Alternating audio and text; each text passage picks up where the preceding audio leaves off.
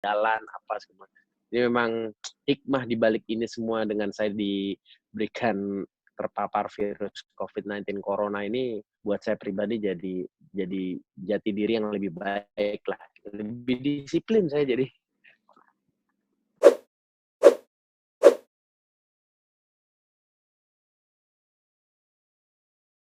Dari awal, jadi kan memang, tesnya itu tanggal 31 Maret, hasil 5 April. Nah, itu kan sudah ada jeda, berarti kan saya dinyatakan negatif berarti sudah dari 5 hari yang lalu gitu. Tanggal 31 Maret berarti saya hasil itu sudah keluar gitu, tapi kan hasilnya kan menunggu proses berarti kan. Berarti 31 Maret saya sudah negatif, hasilnya 5 April sebenarnya itu udah masa sebenarnya virus itu udah dikatakan kata dokter sudah beres lah. Dan saya juga pulang nggak langsung tanggal 5 itu, pulangnya ditambahin lagi hari besoknya.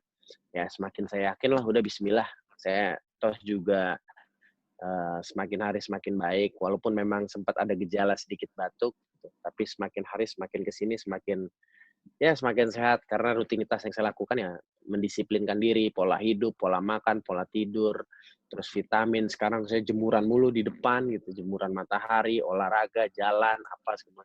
Jadi memang hikmah di balik ini semua dengan saya diberikan terpapar virus COVID-19 corona ini, buat saya pribadi jadi jati diri yang lebih baik lah. Lebih disiplin saya jadi. Ini lebih ke mental, Mas.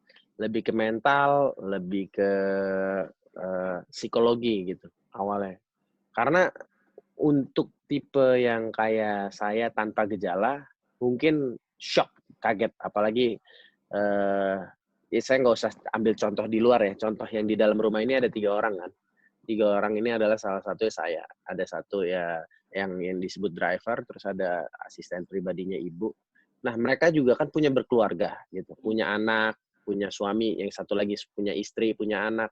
Ya pertama yang mereka hadapin sama dengan apa yang saya rasain gitu. Ketika dinyatakan positif tanpa ada gejala, kaget, mental saya drop gitu. Shock dan down.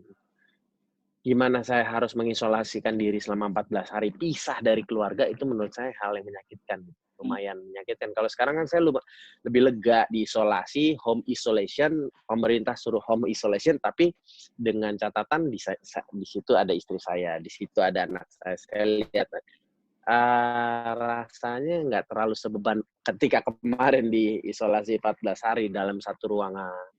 Saya lihat kanan tembok, kiri tembok, kayak terjerembab dan terperangkap dalam penjara. Tapi walaupun dengan kondisi seperti itu, ya alhamdulillah saya masih bisa aktivitas normal, minimal masih bisa komunikasi dengan orang luar, masih bisa makan, masih bisa nonton TV.